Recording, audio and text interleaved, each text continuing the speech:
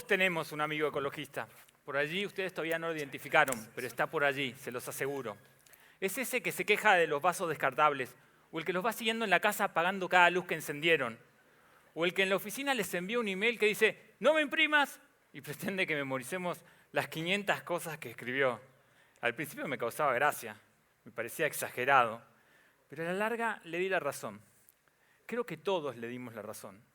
Lo cierto es que la manera en que vivimos, lo que hacemos, lo que consumimos, va dejando una huella de emisiones a nuestro paso. Para un argentino promedio, el tamaño de esa huella ronda las 6 toneladas de dióxido de carbono al año. Pero, ¿de dónde salen estas emisiones? Acompáñenme visualizando una chimenea de la que sale humo todo el tiempo, las 24 horas, los 365 días del año. Es la chimenea de una planta termoeléctrica. Cada vez que encendemos la luz, el televisor o cargamos el celular, en Argentina hay un motor que está quemando un combustible fósil que genera la electricidad que hace que todo eso funcione. Los productos que adquirimos también tienen una huella de carbono. Para fabricar esta camisa se generaron emisiones en los cultivos de algodón, en la industria textil y en el transporte que lo llevó hasta el comercio que lo adquirí. Todas esas emisiones hacen la huella de carbono de esta camisa. Y yo, como su comprador, soy el responsable indirecto de que hayan ocurrido. Si viviéramos en Suecia, podríamos contabilizar estas emisiones. Allí ya existe la primera tarjeta de crédito que limita el impacto climático de nuestros consumos. Los que la tienen van sumando con cada compra sus emisiones asociadas. Compra de un pasaje aéreo, sumo 300 kilogramos por las emisiones de la quema de combustible. Compra de hamburguesas, sumo 50 kilogramos por las emisiones de las vacas. Compra de resmas de papel, sumo 100 kilogramos por las emisiones de la tala de árboles. Y así van sumando emisiones hasta que llegan a un límite y la tarjeta se bloquea. Está bueno preguntarse ¿qué estaríamos nosotros dispuestos a dejar de consumir para no pasar ese límite?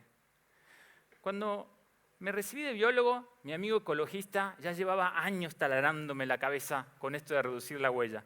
De hecho, ya había cambiado muchos de mis hábitos, pero aún no estaba satisfecho. Los impactos del cambio climático eran cada vez más visibles y yo quería estar allí, donde se estaban tomando las decisiones para hacerle frente. Fue así como empecé mi carrera en la Secretaría de Ambiente. Los 7 años que fui director de Cambio Climático me sirvieron para confirmar el rol clave que los gobiernos juegan. En primer lugar, en las medidas para prepararnos y adaptarnos frente al cambio en el clima. Y en segundo, estableciendo los incentivos necesarios para que la reducción de emisiones ocurra. Incentivos como los programas de etiquetado ambiental, que nos ayudan a comprar de una manera más sustentable, o las acciones que promueven el uso de la bicicleta o del transporte público en detrimento del uso del auto. En otra escala, los países también tienen una huella de carbono, que depende de la actividad principal de su economía, de la energía que utilizan y del estilo de vida de sus habitantes. Los países que tienen una economía basada en el campo o en la industria pesada, en general, tienen huellas de carbono mayores que aquellos países que basan su economía en los servicios. Los países que generan su electricidad exclusivamente de la quema de combustibles fósiles suelen tener mayores emisiones que aquellos que lo hacen incorporando también las energías renovables. Energías como la eólica o la solar, que permiten que cada vez que encendemos la luz haya menos chimeneas emitiendo. Las medidas para combatir el calentamiento del planeta afectan los intereses de otros países, por lo que es necesario negociar acuerdos. Los acuerdos climáticos surgen por primera vez en la Cumbre de la Tierra de 1992, en respuesta a las alertas de un panel global de científicos. Este panel, conocido como el IPCC, ganaría después el premio Nobel por sus aportes al conocimiento de las emisiones y sus efectos sobre el calentamiento del planeta. Todos los años los países se reúnen a negociar estos acuerdos en el marco de cumbres del clima. Yo recuerdo muy bien la primera vez que participé en una de estas cumbres, en Bali, Indonesia. habían llegado representantes de más de 100 países, presidentes, cancilleres, ministros de ambiente, diplomáticos, todos juntos en los salones de un hotel que era imponente. En los alrededores había miles de activistas que llevaban adelante manifestaciones con el objeto de meter presión a los negociadores para que los acuerdos avanzaran más rápidamente. Yo había recibido instrucciones muy claras de mi gobierno: proteger nuestros intereses comerciales. Eso en la negociación significaba no aceptar límites a nuestra capacidad de explotar recursos naturales como el petróleo y los bosques. Por el contrario, yo creía firmemente que en Argentina había que hacer algo para detener los desmontes. De repente me encontré dudando si realmente estaba jugando en el equipo correcto. Los intereses de mi país, al menos en ese punto, claramente no iban en línea con los intereses del planeta. Incluso me cuestioné si no debía atravesar la barrera de seguridad que me separaba de los activistas climáticos y unirme a sus protestas, a su reclamo por metas más ambiciosas. Estos intereses contrapuestos, que son comunes a muchos negociadores, son una de las razones por las que estas cumbres producen resultados tan pobres. Si me apuran un poco, las reuniones en estas cumbres no se diferencian demasiado de las reuniones de mi consorcio, donde llevamos años discutiendo qué hacer con la caldera. El tema es que funciona mal. Entonces, en el invierno el edificio se sobrecalienta.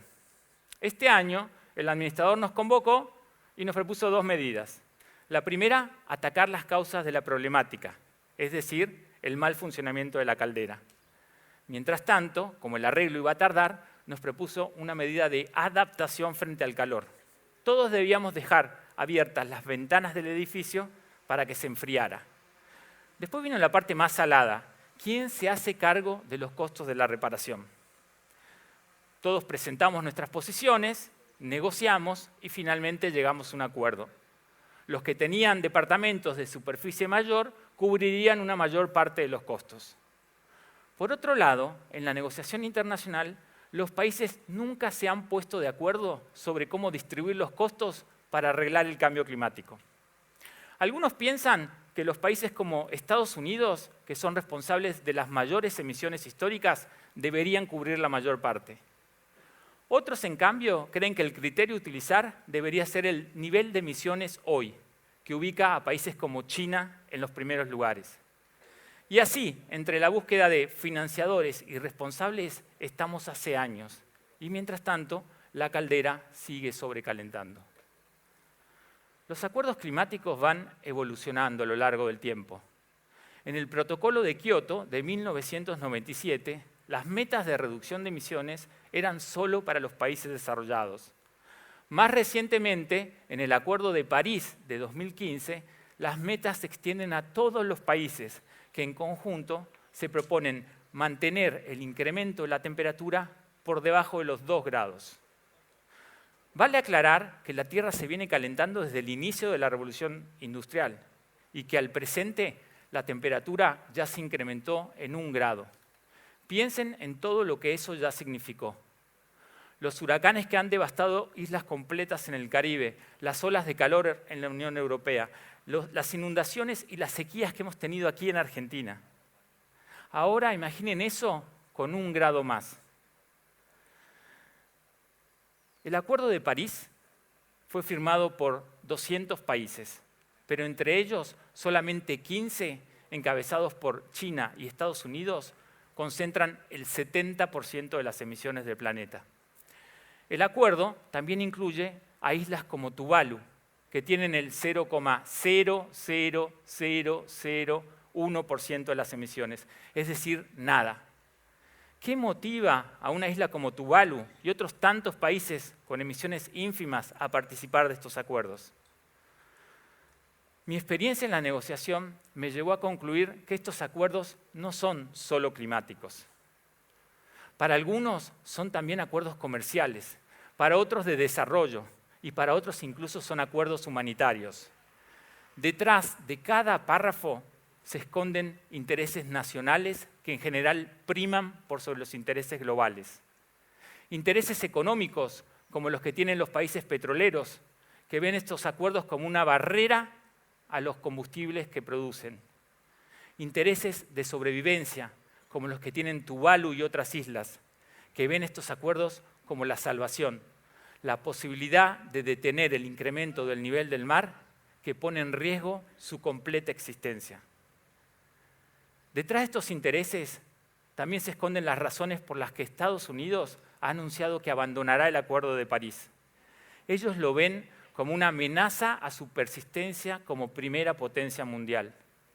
Consideran que las metas de reducción de emisiones en su territorio incrementarán sus costos de producción y que eso los hará perder competitividad frente a otros países como China, que tendrían metas menos exigentes. En la negociación también se juegan cuestiones éticas vinculadas con la equidad. Un ciudadano promedio en Estados Unidos consume 5 veces más productos y servicios que uno en China. Mejorar el nivel de vida de los chinos, al menos lograr que todos accedan a una heladera y a un inodoro, indefectiblemente incrementará las emisiones de este país.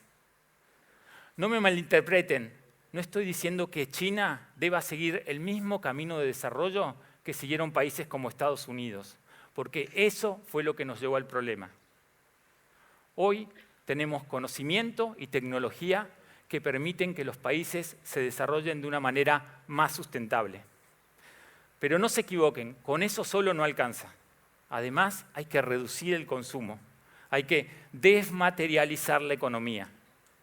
Dicho en términos criollos, para el ambiente, un sorbete de cartón es mejor que un sorbete de plástico, pero mucho mejor es si podemos prescindir de ellos.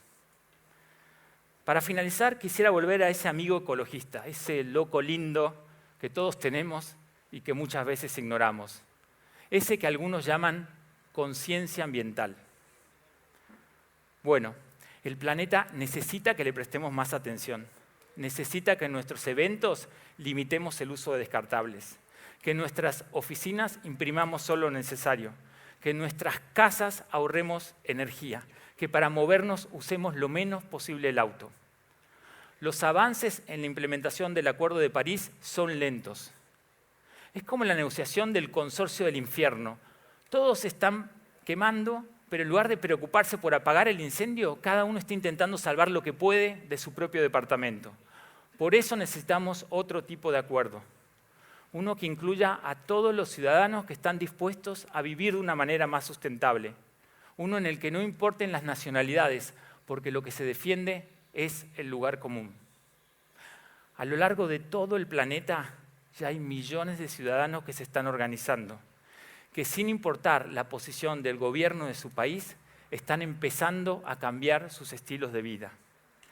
Esos ciudadanos globales, entre los que espero estén todos ustedes, ya comprendimos, ya nos dimos cuenta que si de verdad queremos que el clima no cambie, tenemos que empezar por cambiar nosotros.